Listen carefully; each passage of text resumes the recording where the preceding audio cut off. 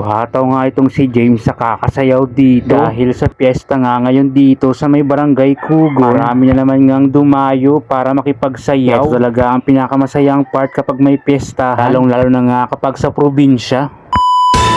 Ay pala, grabe din ang tao. Hindi ko nga alam. Ay kaya, Kung may hanap mo, may ano ko no, may tuyo sa iyo. naghanap ako chicken ko daw, baka chicken. Oo nga eh. Ang nagtataka ko lang, maraming tao. Bakit daw maraming tao? Ano kaya yun? Ano kaya meron? Sinatamang ko na chicken.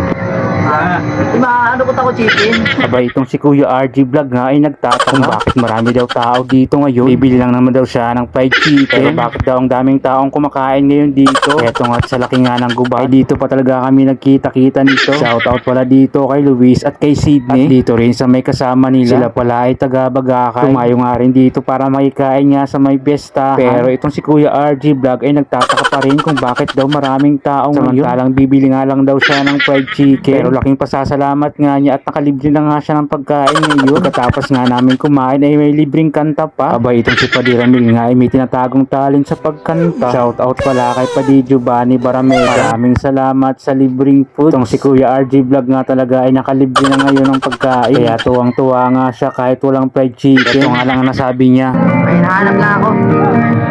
Siya. Yun no, nagawa pa nga niyang humugot. Pero sa lamesa nga ay may nakalatag na. Kaya lang ay bawal yan sa atin. Kaya hanggang sa tingin na lang. Shoutout pala sa lahat ng mga taga-barangay Kugon. Lalong-lalo na dun sa mga kainuman ni Tuper. At sa mga tropa ni Toto. At sa lahat ng mga nakasalubong namin kagabi. Shoutout na lang sa inyong lahat. Happy Fiesta, Barangay Kugon. Nalagalag po kaya kami. Ito siya ang aming pauli. Tapos ay may mga tugtugan. Istada din eh. Istada. Ano?